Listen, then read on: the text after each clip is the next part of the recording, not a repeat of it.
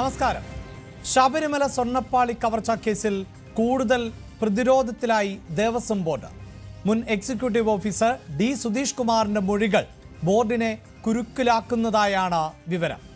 ഉന്നത ഉദ്യോഗസ്ഥർ പറഞ്ഞത് പ്രകാരം പ്രവർത്തിച്ചുവെന്നാണ് സുധീഷ് കുമാർ ക്രൈംബ്രാഞ്ചിന് നൽകിയിട്ടുള്ള മൊഴി. താൻ മാത്രമല്ല, അന്നത്തെ ദേവസ്വം ബോർഡ് ഭരണാധികാരികളും ഉന്നത ഉദ്യോഗസ്ഥരും ഇതിൽ ഇടപെട്ടിരുന്നുവെന്നും മേൽത്തട്ടിൽ നിന്നുമുണ്ടായ നിർദ്ദേശം പാലിക്കുക മാത്രമാണ് ചെയ്തത് എന്നും സുധീഷ് കുമാർ വെളിപ്പെടുത്തി. രേഖകളിൽ സ്വർണം പൂശിയ പാളികൾ എന്ന പരാമർശം ഒഴിവാക്കിയതും മേലുദ്യോഗസ്ഥർ നൽകിയ നിർദ്ദേശപ്രകാരം എന്നാണ് മൊഴി.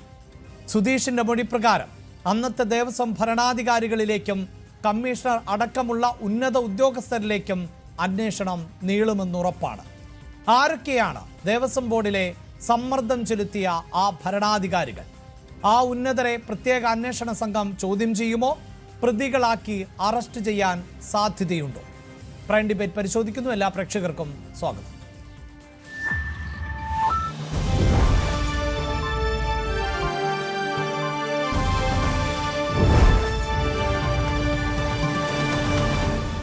CPIM സഹയാത്രികൻ Shri Reji Lukose, Shri Zachariah George retired SP, advocate Anil Vilayil VHP നേതാവ്, ശ്രീ രാജേഷ് നാദാപുരം സനാതന ധർമ്മ പാഠശാല എന്നിവർ ആണ് ചർച്ചയുടെ ഭാഗമാകുന്നത്. ആദ്യം ശ്രീ റെജി ലൂക്കോസ്, ഈ തുടക്കം മുതൽ ശബരിമലയിലെ സ്വർണ്ണപ്പാളി വിവാദവുമായി ബന്ധപ്പെട്ട് ഉണ്ണികൃഷ്ണൻ പോറ്റി എന്ന ഒരു വ്യക്തിക്ക് മാത്രമായി ചെയ്യാൻ പറ്റുന്ന ഒന്നല്ല.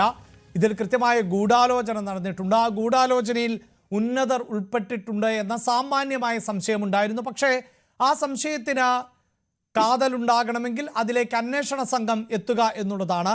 അന്വേഷണ സംഘം അതിലേക്ക് എത്തുന്നു എന്ന സൂചനയാണോ ഇപ്പോൾ ഏറ്റവും ഒടുവിലായി മുൻ എക്സിക്യൂട്ടീവ് ഓഫീസറായിട്ടുള്ള ഡി സുധീഷ് കുമാറിന്റെ മൊഴികളിൽ നിന്ന് മനസ്സിലാക്കേണ്ടത്?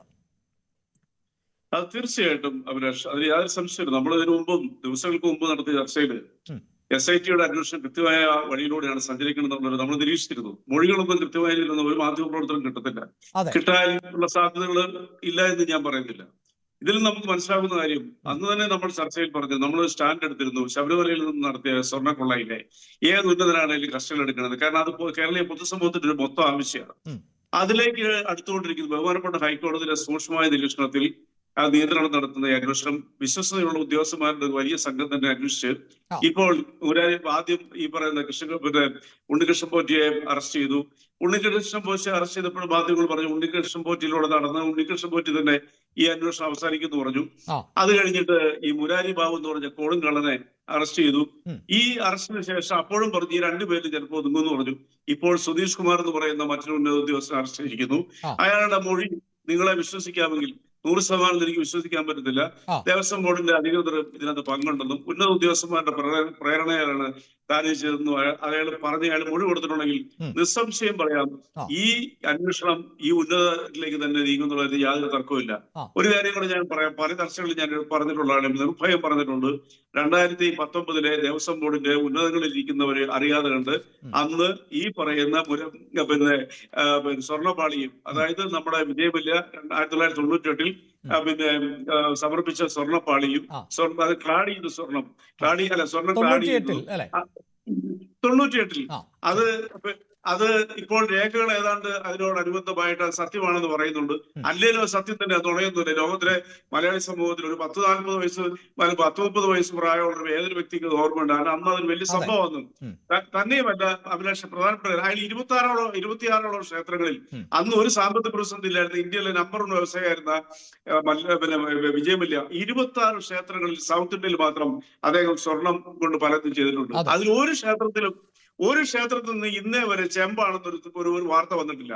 അപ്പൊ ശബരിമലയ്ക്ക് വേണ്ടി മാത്രം അദ്ദേഹം ചെമ്പ് പിന്നെ വാളികൾ സ്വർണം പൂശി കൊടുക്കും നമുക്ക് വിശ്വസിക്കാൻ പറ്റത്തില്ല ഒരു കാരണവശാലും. അപ്പൊ ഈ ഉന്നതർക്ക് പങ്കുണ്ട്. ആ പങ്കാളികളായവരെ കണ്ടുപിടിക്കും. ഈ ഗവൺമെന്റ് അതിനോടൊപ്പമാണ്, ദേവസ്വം മന്ത്രി അതിനോടൊപ്പമാണ്. അതിന്റെ സൂചനകൾ പുറത്തു വരും. ഇപ്പൊ 6-8 ആഴ്ചയാണ് ഈ അന്വേഷണം നീളുന്നത്. തന്നെയുമല്ലേ മോസ്റ്റ് ഇമ്പോർട്ടന്റ് ആയിട്ടുള്ള വേറൊരു ഫാക്ടർ ഉണ്ട്. 2 ദേവസ്വം ബോർഡ് പ്രസിഡന്റുമാരെയും 2 ഭരണസമിതി മെമ്പർമാരെയും 8ഓളം ഉന്നത ഉദ്യോഗസ്ഥന്മാരെ ഇതിനകത്ത് പ്രതിയാക്കിയിട്ടുണ്ട്. അങ്ങനെ നിസ്സാരമായിട്ട് ആരെങ്കിലും പ്രതിയാക്കുമോ? അപ്പൊ നമ്മൾ അതാരൊക്കെയാ? N വാസുവും പത്മകുമാറും മുൻ ദേവസ്വം ബോർഡ് പ്രസിഡന്റ് ആയിരുന്ന ആള്. ഈ വാസു എന്ന് പറഞ്ഞ ആള് ഈ മോഷണം നടക്കുന്നതിന് ഏതാനും മാസങ്ങൾക്ക് മുമ്പാണ് കമ്മീഷണർ റിട്ടയർ ചെയ്തെന്നാണ് പറയുന്നത്. അപ്പോൾ ഇതൊരു ലോങ് പ്രോസസ്സിംഗ് ആണ്. ഇത് ഏത് കാലത്താണ് ഇത് തട്ടിക്കൊണ്ട് പോയത്? ഇനി 2004 ഇയാൾ അവിടെ നുഴഞ്ഞു കയറുന്നത്, ഈ ഗജ ഫ്രോഡ്, പിന്നെ ഉണ്ണികൃഷ്ണൻ പോറ്റി. അവിടെ മുതൽ 2019 മുതൽ വരെയുള്ള കാലയളവിൽ ആരെല്ലാമാണ് ഇതിന് ഒത്താശ ചെയ്ത് കൊടുത്തത്? അവരുടെ എല്ലാ രേഖകളും സഹിതം അല്ലെ അതെ. പക്ഷേ അവിടെ കൃത്യമായി സ്വർണ്ണപ്പാളി മാറ്റിയ സമയം എന്നതാണല്ലോ ഏറ്റവും പ്രധാനപ്പെട്ടതായി വരുന്നത്. അല്ല, അന്നേരം വേറൊന്നുണ്ട്. മാറ്റിക്കൊണ്ട് പോകുമ്പോൾ സ്വർണ്ണപ്പാളി ആയിരുന്നോ അതോ അതിനു മുമ്പ് മാറ്റിയോ? ഇതൊക്കെ തെളിവ് പറയണ്ടത്. നമ്മള് വെറുതെ ആരെങ്കിലും സംശയിക്കുന്ന അർത്ഥമില്ലല്ലോ. ഒരാളെ കുറ്റവാളിയായിട്ട് ചിത്രീകരിക്കാൻ പറ്റുന്നില്ല. പക്ഷേ കേരളത്തിന്റെ പൊതുസമൂഹം വിശ്വസിക്കുന്നത് ഈ ഉണ്ണികൃഷ്ണൻ പോറ്റിയുമായി ടി മുരാരി ബാബുവും ഈ സുധീഷ് കുമാറും ദേവസ്വത്തിന്റെ ഉന്നതരും കൂടെ അറിയാതെ കണ്ട് ഒരു കാരണവശാലും ഈ സാധനം അവിടെ ഈ മുരാരി ബാബു അല്ലെങ്കിൽ ഈ പറയുന്നത് പോലെ ഇപ്പോൾ സുധീഷ് കുമാർ എന്നതിനൊക്കെ അപ്പുറത്ത് നേരത്തെ താങ്കൾ സൂചിപ്പിച്ചതുപോലെ വാസുവും പത്മകുമാറും ഉൾപ്പെടെയുള്ള പേരുകൾ കൂടി ചേർത്ത് വയ്ക്കപ്പെടേണ്ട ഒരു സാഹചര്യം നിലനിൽക്കുകയാണല്ലോ. അല്ല, ഞാൻ പറഞ്ഞല്ലോ, ഇവരെല്ലാം പ്രതിപ്പട്ടികയിലുണ്ട്. 2 മെമ്പർമാർ സഹിതം പ്രതിപ്പട്ടികയിലുണ്ട്. പ്രതിപ്പട്ടികയിലുള്ളതിന്റെ പേരിൽ ഒരാളെ കുറ്റവാളിയായിട്ട് കണക്കാക്കാൻ പറ്റില്ല. നമ്മൾ അങ്ങനെ പ്രജുഡീസ് ആയിട്ട് സംസാരിക്കാൻ പറ്റത്തില്ല. അത് കോടതിയെ തീരുമാനിക്കേണ്ടത് ഇവർ പ്രതികളാണോ കുറ്റവാളികളാണെന്നുള്ളത്. പക്ഷെ ഒരു കാര്യം ഞാൻ പറയാം, ദൃഢനിശ്ചയമുള്ള ഒരു ഗവൺമെന്റും അതുപോലെ തന്നെ കോടിക്കണക്കിന് ആളുകൾ വിശ്വസിക്കുന്ന ഒരു ശബരിമലയിൽ, ആ ക്ഷേത്രത്തിൽ ലോകവ്യാപകമായിട്ടുള്ള തീർത്ഥാടകർ വരുന്ന അഭിമാനമായ, രാജ്യത്തിന്റെ നാടിന്റെ അഭിമാനമായ ശബരിമലയിൽ കൊള്ള നടത്തിയവന്മാരെ ഈ ഗവൺമെന്റിന്റെ പിന്തുണയോട് ഈ ഉദ്യോഗസ്ഥന്മാർ അവരിലേക്ക് എത്തുന്നുള്ള കാര്യത്തിൽ എനിക്ക് യാതൊരു സംശയമില്ല. കാരണം ഞാനത് പൂർണ്ണമായിട്ടും വിശ്വസിക്കുന്നുണ്ട്.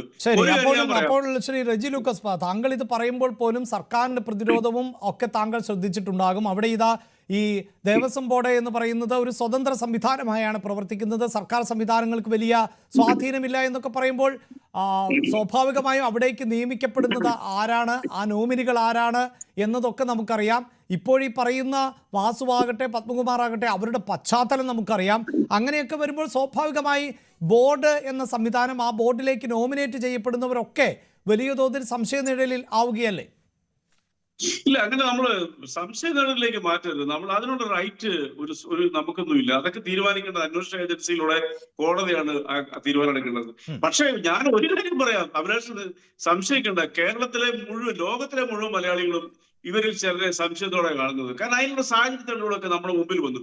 ഇപ്പൊ താഴികക്കുളം, പിന്നെ ഇറിഡി എന്ന് പറയുന്ന, പിന്നെ എന്താ പറയാ, ഇത് താഴികക്കുളം അവിടെ കാണാനില്ലെന്നാ പറയുന്നത്. അത് കൊണ്ടുപോയത് തന്ത്രിയാന്ന് പറയുന്നു.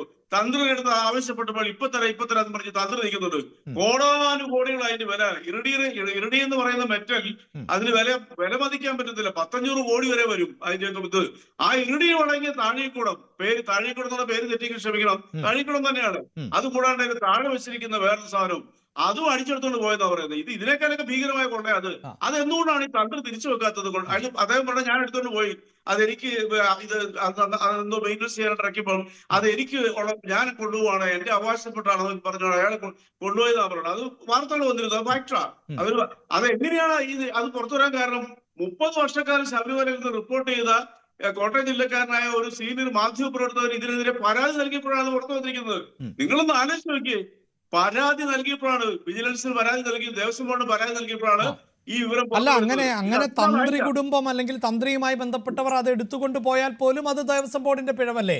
അങ്ങനെ ദേവസ്വം ബോർഡിന്റെ അറിവില്ലാതെ അവർക്കും ഇത് എടുത്തുകൊണ്ട് പോകാൻ സാധിക്കുമോ?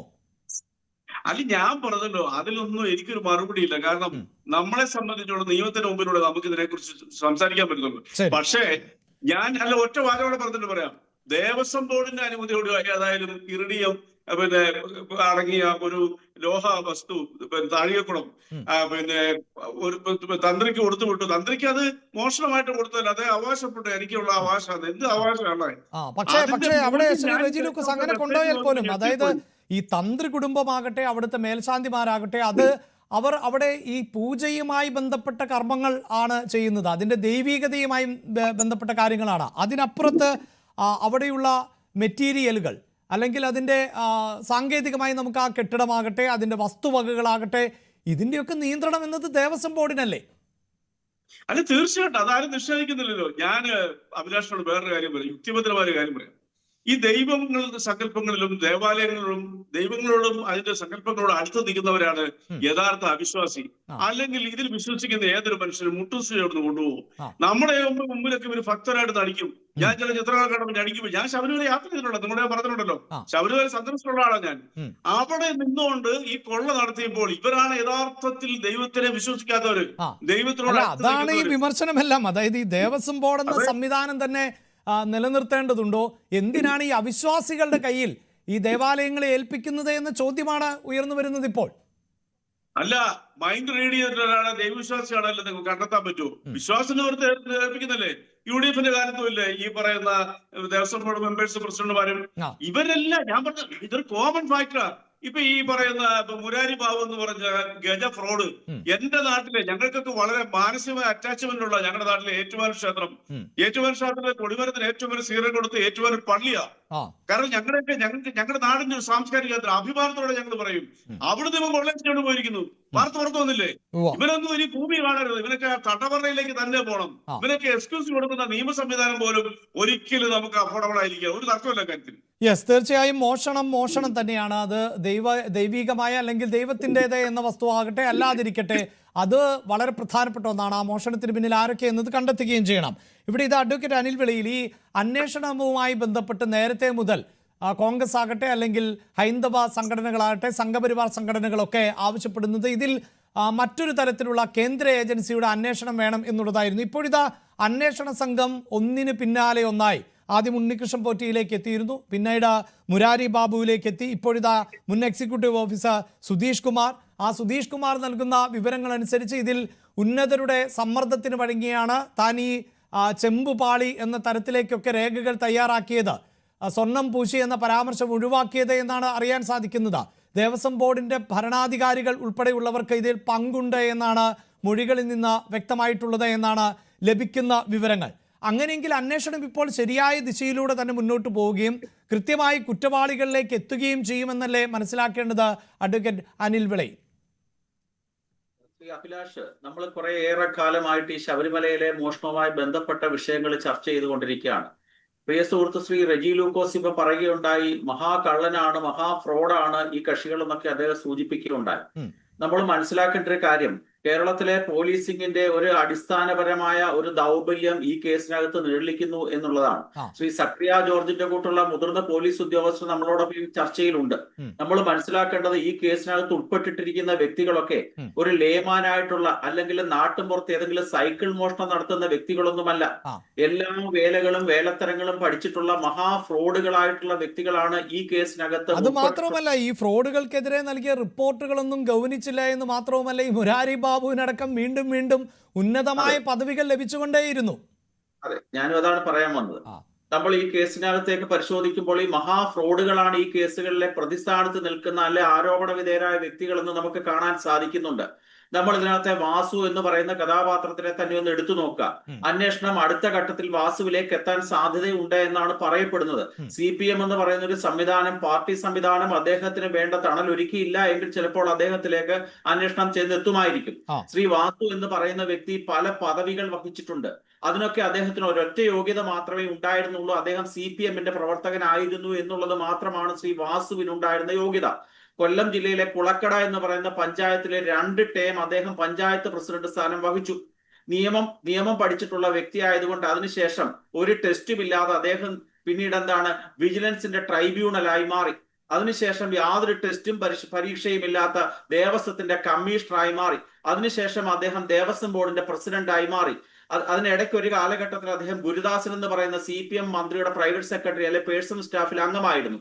ഇത്രയും യോഗ്യതകളുടെ അടിസ്ഥാനത്തിലാണ് അദ്ദേഹം ഈ ചുമതലകളൊക്കെ വഹിച്ചത്. എന്നിട്ട് നമ്മൾ നാട്ടിൻപുറത്ത് സാധാരണ ഒരു ചൊല്ല് പറയാറുണ്ട്, ഒരു കുരങ്ങ് മഹാവികൃതിയാണ്. ആ മഹാവികൃതിയായ കുരങ്ങ് മദ്യം കഴിക്കുകയും അതിനുശേഷം അതിനെ ഒരു തേളൂടെ കടിച്ചാൽ എപ്രകാരമായിരിക്കും എന്നതിന് തുല്യമാണ് ഈ കേസിലെ വാസുവിന്റെ റോള്.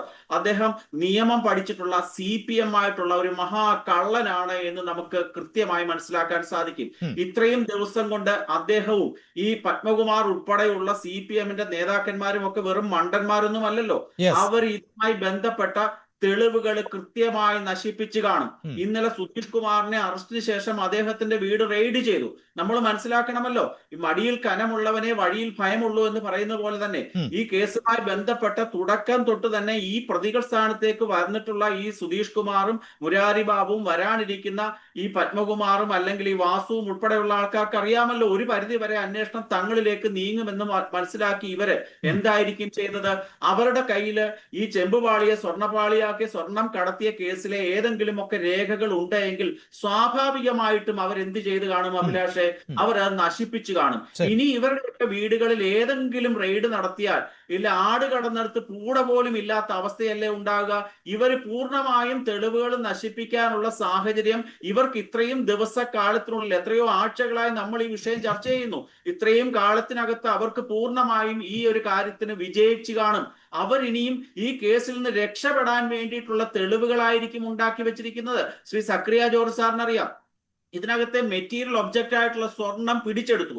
സ്വർണം ഉരുക്കി കഴിഞ്ഞാൽ എന്ന് വെച്ചാൽ ഒരു ആഭരണം ഉരുക്കി കഴിഞ്ഞാൽ നിയമത്തിന്റെ ഭാഷയിൽ അതിനെ ഗോൾഡ് ഇൻഗോട്ട് എന്നാണ് പറയുന്നത്. നമ്മളുടെ ബഹുമാനപ്പെട്ട പല ഹൈക്കോടതികളുടെയും സുപ്രീം കോടതികളുടെയും പല വ്യത്യസ്തമായിട്ടുള്ള പല ജഡ്ജ്മെന്റുകളുമുണ്ട്. ഗോൾഡ് ഇൻഗോട്ട് റിക്കവർ ചെയ്താൽ എന്ന് വെച്ചാൽ പഴയ എവിഡൻസ് ആക്ട് അനുസരിച്ച് ഈ ഗോൾഡ് ഇൻഗോട്ട് ആണ് റിക്കവർ ചെയ്തിട്ടുണ്ട് എങ്കിൽ അതിന് നിയമപരമായിട്ടുള്ള ചില പരിരക്ഷകളുടെ കുറവുണ്ട്.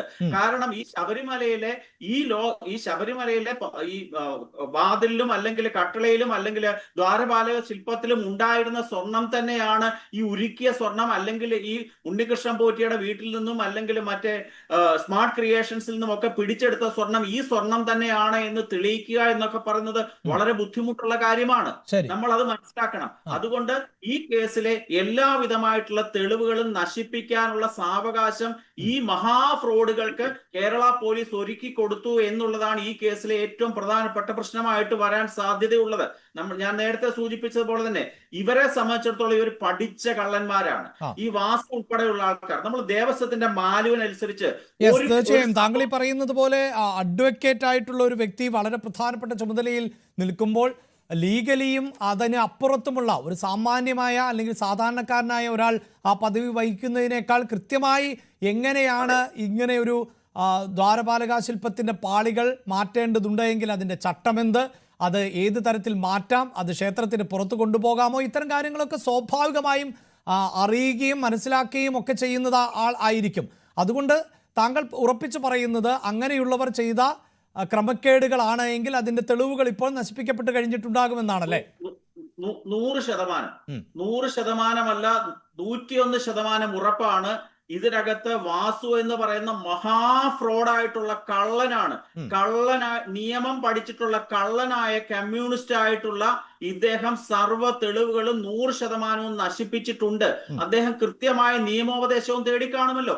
നിയമരംഗത്ത് വിജിലൻസിന്റെ ഒരു ട്രൈബ്യൂണലായി പ്രവർത്തിച്ചിട്ടുള്ള അദ്ദേഹം കേരളത്തിലെ മിടുക്കന്മാരായിട്ടുള്ള ക്രിമിനൽ അഭിഭാഷകരുടെ സഹായം തേടി ഈ കേസിൽ ഭാവിയിൽ അദ്ദേഹത്തിനെതിരായി ഉണ്ടാവാൻ സാധ്യതയുള്ള എല്ലാ പഴുതുകളും അടച്ചതിന് ശേഷമായിരിക്കും ഇനി അദ്ദേഹത്തിനെ ചോദ്യം ചെയ്യുന്നത്. അദ്ദേഹത്തിനെ എന്തുകൊണ്ടും നേരത്തെ തന്നെ ഒരു ദിവസം മുമ്പേ തന്നെ അറസ്റ്റ് ചെയ്ത് കൃത്യമായ ശാസ്ത്രീയമായ ചോദ്യം ചെയ്യൽ ഉണ്ടാകണം. കേരള പോലീസ് ഇദ്ദേഹം CPM-ന്റെ നേതാവാണ്, ഇന്ന പൊസിഷൻ വഹിച്ചു എന്ന് പറഞ്ഞുകൊണ്ട് AC റൂമിലെ കറങ്ങുന്ന കസേരയിൽ ഇരുത്തിക്കൊണ്ട് അദ്ദേഹത്തിനെ ചോദ്യം ചെയ്താലൊന്നും ഈ കേസുമായി ബന്ധപ്പെട്ട സത്യം പുറത്തു വരത്തില്ല. അതുകൊണ്ട് ആസ് ഏർലി ആസ് പോസിബിൾ പത്മകുമാറിനെയും വാസുവിനെയും ആ കാലത്തെ ദേവസ്വം ബോർഡ് അംഗങ്ങളെയും കസ്റ്റഡിയിലെടുത്ത് ശാസ്ത്രീയമായിട്ടുള്ള ചോദ്യം ചെയ്യലും നുണപരിശോധനയ്ക്ക് വിധേയമാക്കിയാൽ മാത്രമേ ഈ കേസുമായി ബന്ധപ്പെട്ട രേഖകൾ സമാഹരിച്ചുകൊണ്ട് ഇവരെ നിയമത്തിന് മുമ്പിൽ ഹാജരാക്കിക്കൊണ്ട് ഇവരെ ശിക്ഷിക്കാൻ സാധിക്കുകയുള്ളൂ എന്നുള്ളത് വളരെ കൃത്യമായിട്ടുള്ള ഒരു വസ്തുത തന്നെയാണ്. അതാണ് ഞാൻ പറഞ്ഞത്. ഞാൻ താങ്കളിലേക്ക് വരാം. ശ്രീ രാജേഷ് നാദാപുരം, ഇതാ ഈ അനിൽ വിളയിൽ പറയുന്നത് പോലെ ഇതൊരു തരം രക്ഷപ്പെടാനുള്ള അവസരമൊരുക്കലാണ്. ഈ ചർച്ച നടത്തുമ്പോഴും ആവർത്തിച്ച് പറയട്ടെ, ഇതിൽ ആരൊക്കെയാണ് കൃത്യമായി ഈ മോഷണത്തിന് കൂട്ടുനിന്നവർ എന്നതൊന്നും നമുക്ക് അനുമാനിക്കുക എന്നത് അസാധ്യമാണ്. ശ്രീ റെജി ലൂക്കോസ് തന്നെ അക്കാര്യം സൂചിപ്പിച്ചു. ഇനിയിപ്പോൾ ഈ കൊണ്ടുപോയത് തന്നെ സ്വർണമായിരുന്നോ, അതിനു മുമ്പ് തന്നെ ഇതുമായി ബന്ധപ്പെട്ട തട്ടിപ്പുകൾ ആരംഭിച്ചിരുന്നോ, അങ്ങനെ നിരവധിയായ ചോദ്യങ്ങളുണ്ട്. പക്ഷേ കോടതിയുടെ ഉത്തരവനുസരിച്ചാണ് ഒരു പ്രത്യേക അന്വേഷണ സംഘം ഇപ്പോൾ ഈ കേസ് അന്വേഷിക്കുന്നത്. അന്വേഷണത്തിൻ്റെ ഘട്ടമായി നിരവധി ആളുകളെ ചോദ്യം ചെയ്തു കഴിഞ്ഞിട്ടുണ്ട്, പ്രതി ചേർത്തിട്ടുണ്ട്. അതിൽ തന്നെ പ്രധാനപ്പെട്ട അറസ്റ്റുകളടക്കം നടക്കുമ്പോൾ ഇപ്പോൾ ഈ ട്രാക്ക് പരിശോധിക്കുമ്പോൾ വളരെ കൃത്യമായ രീതിയിൽ തന്നെ അന്വേഷണ സംഘം മുന്നോട്ട് പോകുന്നു എന്ന ഒരു നിഗമനം താങ്കൾക്കുണ്ടോ? അതിനപ്പുറത്ത് അഡ്വക്കേറ്റ് അനിൽ വിളയിൽ സൂചിപ്പിക്കുന്നത് പോലെ പ്രതികൾക്ക് അല്ലെങ്കിൽ ഈ ഉന്നതർക്ക്, അതായത് സുധീഷ് കുമാറിന്റെ ഭാഷയിൽ പറഞ്ഞാൽ ഉന്നതരുടെ സമ്മർദ്ദം എന്നാണ്, അങ്ങനെയുള്ള ഉന്നതർക്ക് രക്ഷപ്പെടാനുള്ള അവസരമാണോ ലഭിച്ചുകൊണ്ടിരിക്കുന്നത്? ഇടതുപക്ഷ സഹയാത്രികനായ റെജി ലൂക്കോസിന്റെ വാക്കുകൾ കേട്ടപ്പോ നമുക്ക് മനസ്സിലാക്കാൻ പറ്റിയ വസ്തുത ഇതാണ്: ദേവസ്വം ബോർഡ് അഴിമതിക്കാരെയും മോഷ്ടാക്കളെയും കൊണ്ട് നിറഞ്ഞിരിക്കുന്നു. അതായത് അദ്ദേഹം പറയുന്നു, തന്ത്രിക്ക് പല സാധനങ്ങളും എടുത്ത് വീട്ടിലേക്ക് കൊണ്ടുപോവാം, ഉണ്ണികൃഷ്ണൻ പോറ്റിക്കും മുരാരി ബാബുമാർക്കും ദേവസ്വം ബോർഡിന്റെ ക്ഷേത്രത്തിൽ എന്തും നടത്താം. 3800 പരം ക്ഷേത്രങ്ങളാണ് കേരളത്തിൽ 5 ദേവസ്വം ബോർഡ് നടത്തുന്നത്. കേരളത്തിലെ ടോട്ടൽ ക്ഷേത്രങ്ങളുടെ എണ്ണം 50,000-അടുത്താണ്. ടോട്ടൽ ക്ഷേത്രങ്ങളിൽ 8% വരുന്ന ദേവസ്വം ബോർഡ് ക്ഷേത്രത്തിലാണ് അഴിമതിയിൽ മുങ്ങിക്കുളിച്ചിരിക്കുന്നത്. അയ്യപ്പന്റെ പൊന്ന് ചെമ്പാക്കി മാറ്റുന്നത്, ഗുരുവായൂരിൽ അഴിമതി നടത്തുന്നത്. അതായത് 8% ക്ഷേത്രങ്ങൾ ഭക്തരായ ഹിന്ദുവിന്റെ നിയന്ത്രണത്തിൽ അല്ല ഉള്ളത്, കമ്മ്യൂണിസ്റ്റുകാരുടെ നിയന്ത്രണത്തിലാണ് നിലവിൽ. നാളെ UDF വന്നാൽ അത് വലതുപക്ഷത്തിന്റെ, കോൺഗ്രസുകാരുടെ നിയന്ത്രണത്തിലാവും. എന്ന് വെച്ചാൽ ഹിന്ദു ഭക്തന് അമ്പലത്തിന്റെ ഭണ്ഡാരത്തിൽ പൈസ ഇടുവാൻ മാത്രമേ അവകാശമുള്ളൂ. അത് എണ്ണി നോക്കുന്നത് നിരീശ്വരവാദികളായ കമ്മ്യൂണിസ്റ്റുകാര്, അത് വീതിച്ചെടുക്കുന്നത് അവരുടെ സംഘടനയായ CATU പെട്ട ആളുകൾ. ഇപ്പോ നമ്മുടെ ഇടതുപക്ഷ സഹയാത്രികൻ പറയുന്നത് ഇങ്ങനെയാണ്: പിണറായി വിജയൻ സർക്കാർ കൃത്യമായിട്ട് കാര്യങ്ങൾ അന്വേഷിക്കുന്നു, ദേവസ്വം ബോർഡിലെ ഉദ്യോഗസ്ഥന്മാരായ അഴിമതിക്കാരെ എല്ലാം ഞങ്ങൾ വെളിയിൽ കൊണ്ടുവരും എന്ന് വെച്ച് കഴിഞ്ഞാൽ ഞങ്ങൾ വളരെ ഡീസന്റ് ആണ്, അഴിമതിക്കാർ മൊത്തം ദേവസ്വം ബോർഡിലെ ഉദ്യോഗസ്ഥന്മാരാണെന്നാണ് അദ്ദേഹം പറഞ്ഞു വരുന്നത്. അല്ല, അങ്ങനെ പറയരുത്. അങ്ങനെ അദ്ദേഹം പറഞ്ഞില്ല. അദ്ദേഹം ഇപ്പോൾ വാസു ആകട്ടെ, അതല്ലെങ്കിൽ പത്മകുമാർ ആകട്ടെ, അങ്ങനെയുള്ളവരുടെ കാലഘട്ടത്തിലാണെങ്കിൽ അവരെ നിയമത്തിന് മുന്നിൽ കൊണ്ടുവരും എന്നാണ് പറഞ്ഞത്. ഇനിയിപ്പോൾ അതിനു മുമ്പുള്ള ദേവസ്വം ബോർഡ്, അതായത് UDFന്റെ കാലഘട്ടത്തിൽ ഉണ്ടായിരുന്നവർ ആണെങ്കിൽ, അതിൻ്റെ ഭരണാധികാരികൾ ആണെങ്കിൽ അവരും അഴിമതിക്കാരെങ്കിൽ കൊണ്ടുവരട്ടെ എന്നാണ് പറഞ്ഞത്. അങ്ങനെ പൂർണ്ണമായും ഉദ്യോഗസ്ഥർ എന്നല്ല റെജി ലൂക്കോസ് പറഞ്ഞു വന്നത്. ദേവസ്വം ബോർഡിലെ അഴിമതി എന്ന് പറയുമ്പോൾ ദേവസ്വം ബോർഡ് ആരുടെ നിയന്ത്രണത്തിലാണ്? ആത്യന്തികമായിട്ട് ദേവസ്വം വകുപ്പിന് ഒരു മന്ത്രിയുണ്ട്. ശരിയാണ്. ഇപ്പോഴത്തെ മന്ത്രിയുടെ പേര് വാസവൻ എന്നാണ്. ധാർമ്മികമായ ഉത്തരവാദിത്വം എന്ന് പറയുന്നുണ്ട്. അടൽ ബിഹാരി വാജ്പേയി രാജ്യം ഭരിക്കുന്ന സമയത്ത് മധ്യപ്രദേശിൽ വെച്ച് ഒരു വലിയ തീവണ്ടി ദുരന്തം നടന്നു. 600 പേർ മരിച്ചുപോയി. പിറ്റേ ദിവസം അന്നത്തെ റെയിൽവേ വകുപ്പ് മന്ത്രി നിതീഷ് കുമാർ രാജിവെച്ചു. ട്രെയിൻ ഓടിച്ചത് നിതീഷ് കുമാർ ആയിരുന്നില്ല. ഇതിന്റെ പേരാണ് ധാർമ്മിക ഉത്തരവാദിത്വം എന്ന് പറയുന്നത്. ശബരിമല എന്ന് പറയുന്നത് കോടിക്കണക്കിന് ഭക്തന്മാർ വരുന്ന അവിടെ ഇത്രയും പച്ചയായ ഒരു മോഷണം നടന്നിട്ടും അതിൽ ദേവസ്വം വകുപ്പ് മന്ത്രിയുടെ റോൾ എന്താണ്? ധാർമ്മികമായ ഉത്തരവാദിത്വം. അദ്ദേഹം രാജിവെക്കണം, ദേവസ്വം ബോർഡ് പിരിച്ചുവിടണം എന്ന് നമ്മൾ പറയുന്നത്. ഹിന്ദു ഭക്തൻ ശബരിമലയിൽ കൊണ്ടുപോയിട്ടിടുന്ന, അത് വിജയ് മല്യ ആയിരിക്കാം, നിങ്ങളാവാം, ഞാനാവാം, 41 ദിവസത്തെ വ്രതശുദ്ധിയോടുകൂടി ശബരിമലയിൽ എത്തുന്ന ഒരു ഭക്തൻ, ഇപ്പൊ രാഷ്ട്രപതിയും ദേവസ്വം വകുപ്പ് മന്ത്രിയും അവിടെ എത്തി. രാഷ്ട്രപതിയുടെ പെരുമാറ്റം എങ്ങനെയായിരുന്നു? ശബരിമലയിലെ വിശ്വാസ നിയമങ്ങളെ പൂർണ്ണമായിട്ടും അംഗീകരിച്ചും അനുസരിച്ചും രാഷ്ട്രപതി അവിടെ ദർശനം നടത്തിയപ്പോൾ ദേവസ്വം വകുപ്പ് മന്ത്രി ഒന്ന് തൊഴാൻ തയ്യാറായിട്ടുണ്ടോ? കൈകളൊന്നിങ്ങനെ കൂപ്പിപ്പിടിക്കുന്നത് പോലും ഞങ്ങൾക്ക് സാധ്യമല്ല എന്ന് പറയുന്ന ഒരാൾ ദേവസ്വം വകുപ്പ് മന്ത്രിയാകുമ്പോൾ അമ്പലങ്ങളുടെ മുതൽ എങ്ങനെ സംരക്ഷിക്കപ്പെടും? ദേവസ്വം ബോർഡ് വകുപ്പ് മന്ത്രി വിശ്വാസിയല്ല എങ്കിൽ ദേവസ്വം ബോർഡിലെ ഉദ്യോഗസ്ഥന്മാരും ദേവസ്വം ബോർഡിലെ സ്റ്റാഫുമാരും പുതിയ തന്ത്രിമാരും കോച്ചിമാരും എല്ലാം CATU പ്രവർത്തിക്കുമ്പോൾ അവരെങ്ങനെ വിശ്വാസികളാവും? ഗുരുവായൂർ ദേവസ്വം ബോർഡിൽ ജോലി ചെയ്യുന്ന 60% ആളുകളും ഗുരുവായൂരപ്പൻ ഇല്ല എന്ന് വിശ്വസിക്കുന്ന ആളാണ്. നമ്മുടെ മുഖ്യമന്ത്രി ഗുരുവായൂരിലെത്തിയപ്പോൾ ചോദിച്ച ചോദ്യം ആ വട്ടത്തിൽ കാണുന്നവന്റെ പേരാണോ ഗുരുവായൂരപ്പൻ എന്നാണ്. അപ്പൊ ഇത്തരം ആളുകളുടെ കയ്യിൽ എങ്ങനെയാണ് ഗുരുവായൂരപ്പന്റെ, ശബരിമല അയ്യപ്പന്റെ സ്വർണം ചെമ്പായി?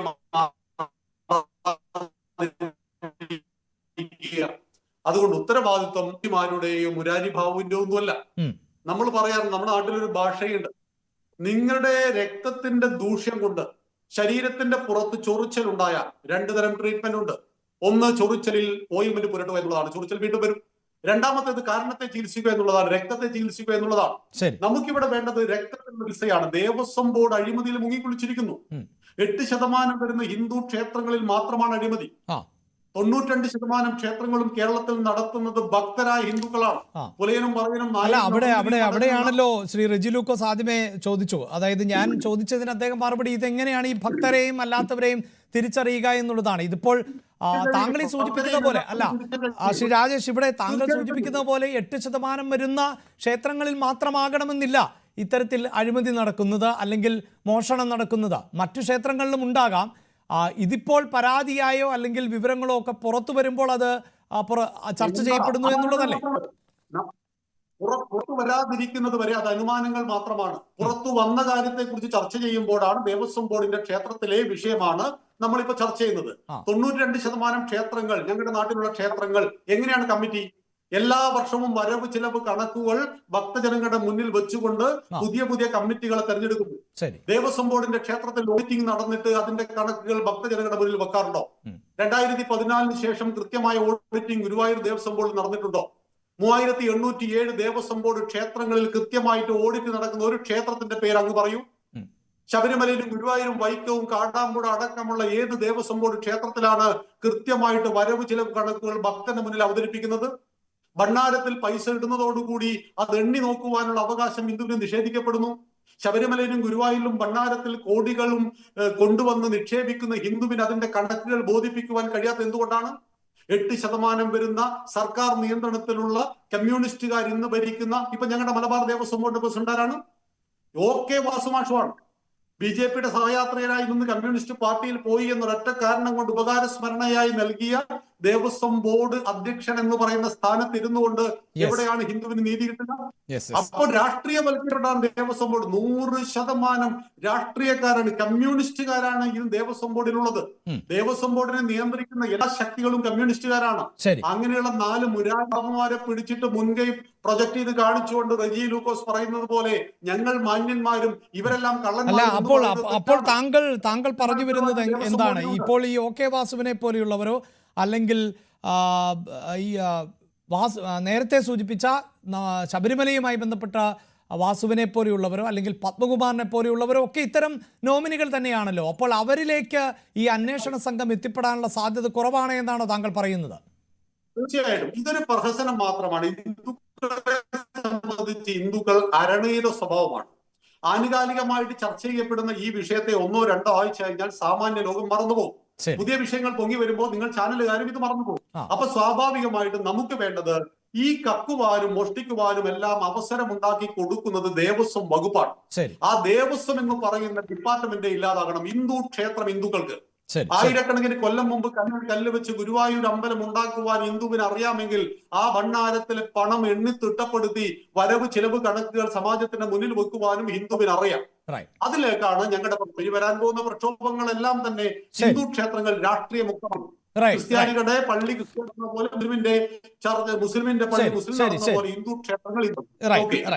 ഞാൻ സക്കറിയ ജോർജിലേക്ക് പോവുകയാണ്. ശ്രീ സക്കറിയ ജോർജ്, ഇവിടെ ഇതാ സൂചിപ്പിച്ചു കഴിഞ്ഞു. ഈ അന്വേഷണവുമായി ബന്ധപ്പെട്ട 2 നിരീക്ഷണങ്ങളാണുള്ളത്. അതിൽ ശ്രീ റെജി ലൂക്കോസ് അദ്ദേഹത്തിന്റെ വാദം സമർത്ഥിക്കുന്നത് ഈ സർക്കാരിനെ സംബന്ധിച്ചിടത്തോളം അതിൽ ആരെയും സംരക്ഷിക്കുന്ന നിലപാടുണ്ടാകില്ല.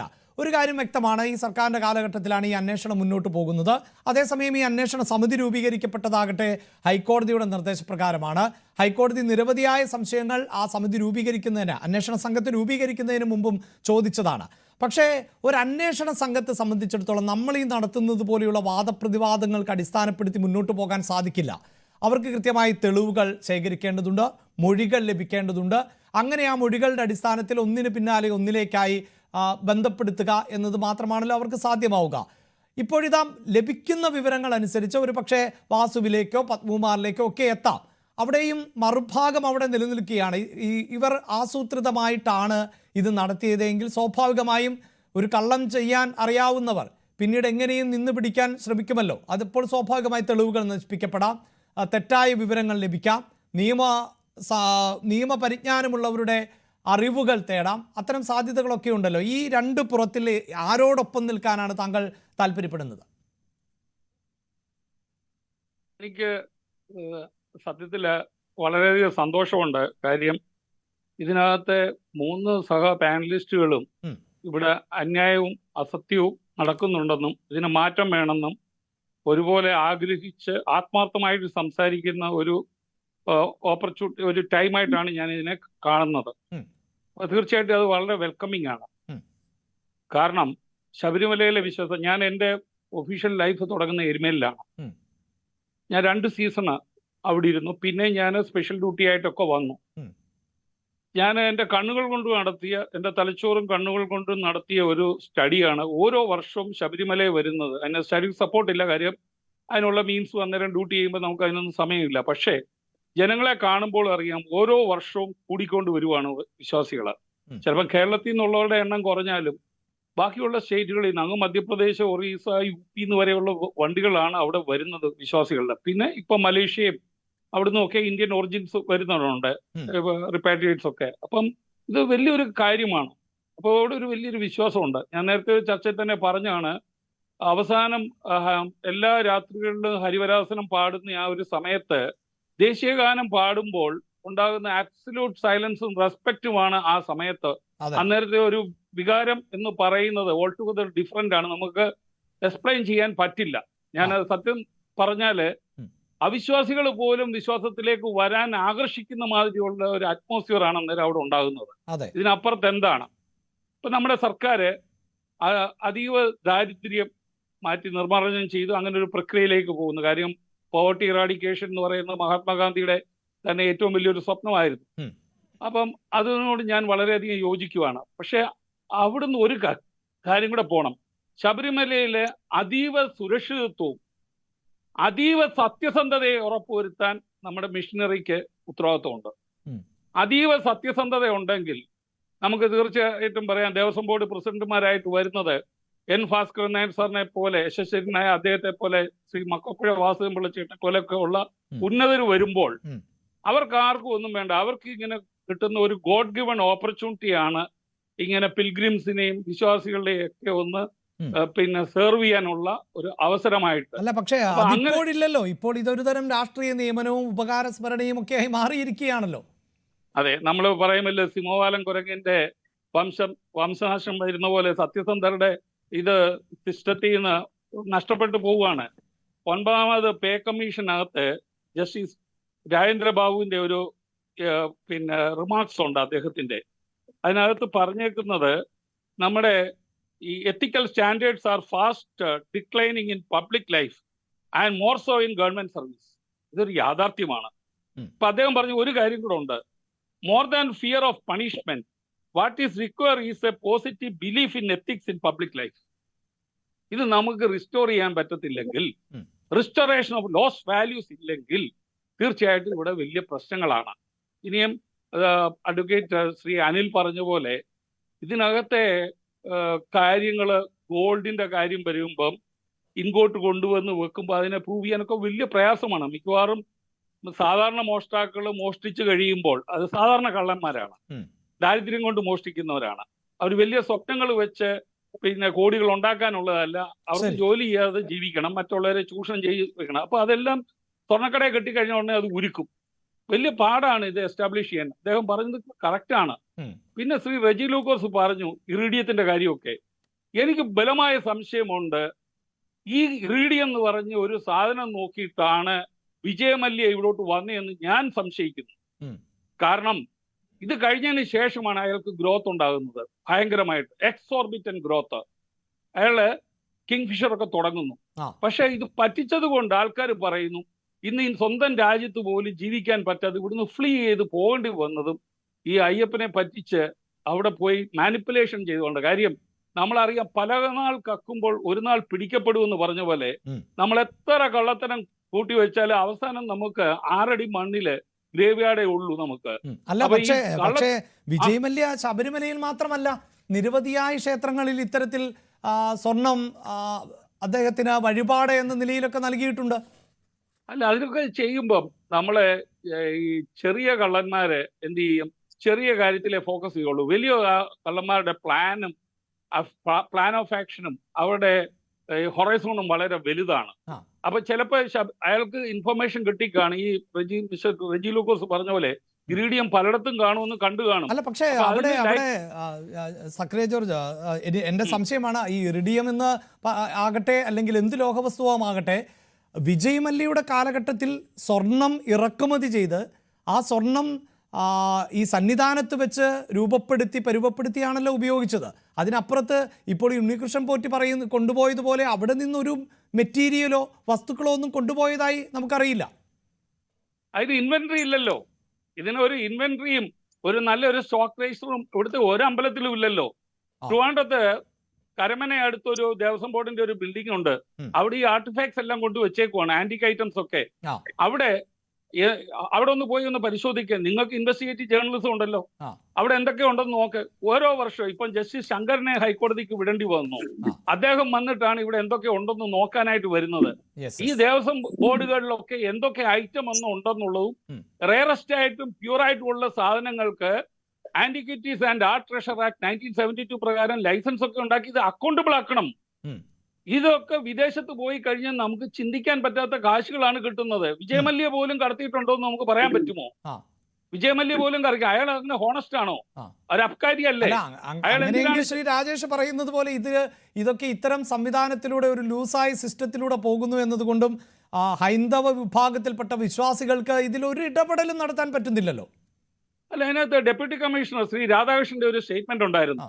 ഇയാള് സ്വർണം പതിഞ്ഞതിന് ശേഷം ദേവസ്വം ബോർഡിലെ ഒരാളുടെ വീട്ടില് ഒരു പുതിയ മാരുതി കാറ് കിടക്കുന്ന കണ്ടെന്ന് പറഞ്ഞു. പുത്തൻ കാറ്, ബ്രാൻഡ് ന്യൂ. കാര്യം അന്നത്തെ കാലത്തൊക്കെ ശമ്പളം 98 ആണല്ലോ. ശമ്പളം വെച്ച് ഒരാൾക്ക് കാറ് വാങ്ങിക്കാൻ പറ്റുമോ? ഒന്നുകിൽ ലോൺ എടുക്കണം, അല്ലെങ്കിൽ കുടുംബസ്വത്ത് എന്തെങ്കിലും വിൽക്കണം. എനിക്ക് ഒരു സെക്കൻഡ് കൂടെ തരണം. അപ്പൊ ഇങ്ങനെ ഐറ്റംസ് പുറത്തു പോയിട്ടുണ്ടെങ്കിൽ the best agency is the CBI. കാര്യം ഇന്റർപോളിന്റെ ഇന്ത്യയിലെ അതോറിറ്റിയാണ് അവര്. യെസ്, തീർച്ചയായും.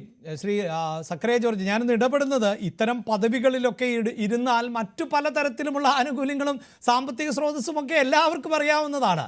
ഇതിപ്പോൾ ഈ അയ്യപ്പന്റെ സ്വത്ത് തന്നെ അടിച്ചു മാറ്റി എന്നിടത്താണ് ഇത് വലിയ വിവാദവും ചർച്ചയുമൊക്കെ ആയി വരുന്നത്. അല്ല, അത് തീർച്ചയായിട്ടും ഈ സ്വത്ത് മാറ്റി എന്ന് പറഞ്ഞ ആൾക്കാർ, നമ്മുടെ മുഖ്യമന്ത്രി അദ്ദേഹം വന്ന 2016 തന്നെ അദ്ദേഹം പറഞ്ഞു ഇങ്ങനെ കുറെ പ്രതിഭാസങ്ങളൊക്കെ വരും, നമ്മൾ സൂക്ഷിക്കണം എന്ന് പറഞ്ഞു. അത് എല്ലായിടത്തും സൂക്ഷിക്കണം, എല്ലായിടത്തും സൂക്ഷിക്കണം, എല്ലാ ഉദ്യോഗസ്ഥരും സൂക്ഷിക്കണം, എങ്കിലേ സത്യസന്ധത പുലർത്താനായിട്ട് പറ്റുള്ളൂ. അപ്പൊ ഇത്തരത്തിലുള്ള അൺവാണ്ടഡ് എലമെന്റ്സിനെ മാറ്റി നിർത്താൻ കഴിയുമ്പോഴാണ് നമ്മുടെ ഇവിടെ ഗുഡ് ഗവേണൻസ് ഉണ്ടാകുന്നതെന്നാണ് എന്റെ വിശ്വാസം.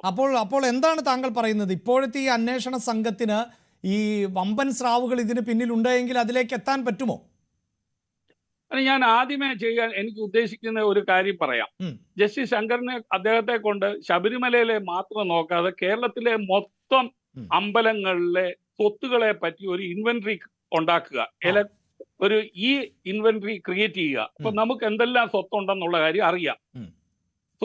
പത്മനാഭസ്വാമി ടെമ്പിളിൽ മാത്രം സുപ്രീം കോടതിയൊക്കെ ഇടപെടുള്ളതുകൊണ്ട് ഇവരെ പോലുള്ള ആൾക്കാർക്ക് ഇൻഫിൽട്രേറ്റ് ചെയ്യാൻ പറ്റുന്നില്ല. അഡീഷണൽ സെഷൻസ് ജഡ്ജാണ് അവിടുത്തെ ചുമതലക്കാരി. മാം, ഞാൻ അവിടെ deputy commission law and order ആയിരുന്ന സമയത്ത് മാം ആയിരുന്നു, അഡീഷണൽ സെഷൻസ് ആയിരുന്നു. എന്ന് പറഞ്ഞ പോലെ ഒരു ജുഡീഷ്യൽ സ്ക്രൂട്ടണി എപ്പോഴും ആവശ്യമാണ്. ആ സ്ക്രൂട്ടണി എൻഷുർ ചെയ്യണം. ഇപ്പൊ ഇവിടെ ജഡ്ജസ് ഒക്കെ ഉണ്ട്, ഇതിനു വേണ്ടി സ്പെഷ്യൽ ബെഞ്ച് ഉണ്ട്, ഒരു സ്പെഷ്യൽ ജഡ്ജിനെ അവിടെ വിടുന്നു. ഇതൊന്നും പോരാ. ഇതിനൊക്കെ അപ്പുറം സഞ്ചരിച്ചാലേ നമുക്ക് വരാം. കാര്യം ഈ വിലയേറിയ സാധനങ്ങളും ഒരു പക്ഷേ അത് ഒരു തുടക്കമായി മാറട്ടെ എന്ന് നമുക്ക് പറയാൻ സാധിക്കുള്ളൂ. അഡ്വക്കേറ്റ് അനിൽ വിളയിൽ എന്തോ കൂട്ടിച്ചേർക്കാനുണ്ട് എന്ന് തോന്നുന്നു, വളരെ പെട്ടെന്ന്. ഒരു തിരക്കുള്ളതുകൊണ്ടാണ്, ദയവായിട്ട് ക്ഷമിക്കണം. ഈ ശബരിമല ദേവസ്വത്തിൽ നടന്നിരിക്കുന്ന ഈ മോഷണം, നമ്മള് ഈ ചർച്ചകളൊക്കെ ശബരിമല ദേവസ്വം എന്ന് പറയുന്ന ആ ഒരൊറ്റ ക്ഷേത്രത്തിൽ ഒതുക്കി നിർത്താതെ കേരളത്തിലെ ദേവസ്വം ബോർഡിന്റെ സർവ്വ ക്ഷേത്രങ്ങളിലും തട്ടിപ്പും വെട്ടിപ്പും ദിനം പ്രതി നടക്കുകയാണ്. എല്ലാവരും സൂചിപ്പിച്ചു. ഞാൻ പറയാൻ വന്നത്, ഈ കേസിനകത്ത് ഇതിനകത്തൊരു പരസ്പര സഹായ സഹകരണമുണ്ട്. മോഷ്ടാക്കളുടെ, കള്ളന്മാരുടെ, കൊള്ളക്കാരുടെ ഒരു പരസ്പര മോഷണത്തിന് വേണ്ടി ഉണ്ടാക്കുന്ന ഒരു സഹകരണ സംഘം ഉണ്ടാക്കിയാൽ അതിന്റെ പ്രസിഡന്റ് ആക്കാൻ ഏറ്റവും യോഗ്യനായിട്ടുള്ള വ്യക്തിയായിരിക്കും ശ്രീ വാസു. അത് ഞാൻ പറയാൻ കാര്യം, ശ്രീ പത്മകുമാർ ദേവസ്വം ബോർഡിന്റെ അധ്യക്ഷ പദവി അലങ്കരിച്ചിരുന്ന കാലത്താണ് ഈ മോഷണം എന്ന് പറയുന്ന 2019 സംഭവം ഉണ്ടായത്. 2019 സംഭവം ഉണ്ടായി കഴിഞ്ഞ, അല്ലെങ്കിൽ ഇപ്പോഴത്തെ വിവാദ വിഷയം ഉണ്ടായപ്പോൾ മാധ്യമ പ്രവർത്തകർ വാസുവിനോട് ചോദിച്ചപ്പോൾ അദ്ദേഹം പറഞ്ഞൊരു കാര്യമുണ്ട്. 2019 മാർച്ചിൽ ഞാന് ദേവസ്വം കമ്മീഷൻ എന്ന് പറഞ്ഞ പദവി ഒഴിഞ്ഞു. അതിനുശേഷം 2019 നവംബർ മാസമാണ് ഞാൻ ദേവസ്വം ബോർഡിന്റെ അധ്യക്ഷ പദവി ഏറ്റെടുത്തത്. അതിനിടയ്ക്കുണ്ടായ കാലഘട്ടത്തിലെ സംഭവങ്ങൾക്കൊന്നും ഞാൻ ഉത്തരവാദി അല്ല എന്നാണ് ശ്രീ വാസു സൂചിപ്പിക്കുകയുണ്ടായത്. അതാണ് ഞാൻ പറഞ്ഞത്. വാസു എന്ന് പറയുന്ന പഠിച്ച കള്ളൻ, ഇത്രയും പഠിച്ച ഒരു കള്ളൻ തിരുവിതാംകൂർ ദേവസ്വം ബോർഡിന്റെ ചരിത്രത്തിൽ ഉണ്ടായിട്ടില്ല.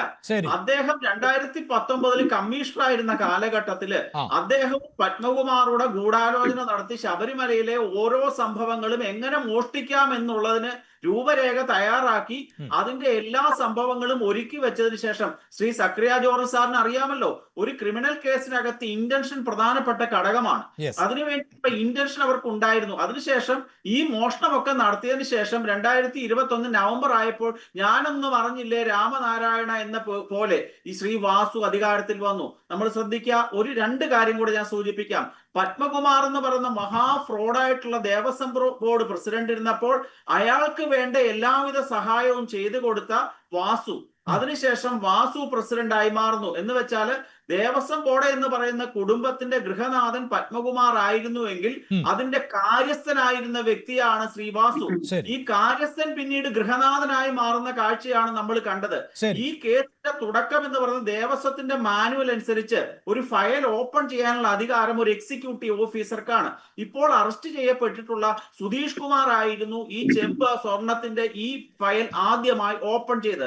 അദ്ദേഹം എന്താണ് പറയുന്നത്? ഞാൻ മാത്രമല്ല ഈ തട്ടിപ്പിന്റെ പിന്നിലുള്ളത്, എനിക്ക് മുകളിൽ 5 പേരുണ്ട്. എക്സിക്യൂട്ടീവ് ഓഫീസർ തുറന്ന ഒരു ഫയൽ പിന്നീട് കാണുന്നത് ആരാണ്? അഡ്മിനിസ്ട്രേറ്റീവ് ഓഫീസറായിട്ടുള്ള മുരാരി ബാബുവാണ്. അതിനുശേഷം ആരാണ് കാണേണ്ടത്? ദേവസ്വം കമ്മീഷണറായ വാസു ആണ് കാണേണ്ടത്. അതിനുശേഷം ആരാണ് കാണേണ്ടത്? പത്മകുമാറും അദ്ദേഹത്തിനോടൊപ്പമുള്ള അംഗങ്ങളുമാണ്. ഇവരൊക്കെ കൂടെ കൃത്യമായി പ്ലാൻ ചെയ്ത് മോഷണം നടത്തിയതിനു ശേഷം ഞാനൊന്നും അറിഞ്ഞില്ലേ എന്നും പറഞ്ഞ് 5-6 മാസക്കാലം ഇദ്ദേഹം മാറി നിന്നു. അതിനുശേഷം 2019 നവംബർ ആയപ്പോഴേക്കും വീണ്ടും ദേവസ്വം പ്രസിഡന്റ് സ്ഥാനത്തേക്ക് അദ്ദേഹം വരികയാണ്. ആ സമയത്ത് അദ്ദേഹത്തിന്റെ പ്രൈവറ്റ് സെക്രട്ടറി ആയിട്ട് നിയമിച്ചതാരാണ്? ഇന്നലെ അറസ്റ്റ് ചെയ്ത് റിമാൻഡിൽ പോയ സുധീഷ് കുമാർ. അതാണ് ഞാൻ പറഞ്ഞത്, കള്ളന്മാരുടെ ഒരു സഹകരണ സംഘം CPM ഉണ്ടാക്കുകയാണെങ്കിൽ അതിന്റെ പ്രസിഡന്റ് സ്ഥാനം വാസുവിനും അതിന്റെ ഡയറക്ടർ ബോർഡ് അംഗങ്ങളായിട്ട് ഈ മുരാരി ബാബുവിനെ സുധീഷ് കുമാറിനെയും ഒക്കെ കുറെ കാലം കഴിയുമ്പോൾ കേരളത്തിലെ CPM നിയമിക്കാനുള്ള സാധ്യത കൂടുതലാണ്. ഞാൻ താങ്കളിലേക്ക് വരാം. ശ്രീ റെജി ലൂക്കോസ്, അതാണ്, അതായത് ഈ കള്ളന്റെ കയ്യിൽ താക്കോൽ വെച്ചു കൊടുക്കുന്നത് ആര് എന്നതാണല്ലോ പ്രധാനം. അതാണ് അനിൽ വിളിയിൽ ഉന്നയിക്കുന്ന ചോദ്യം.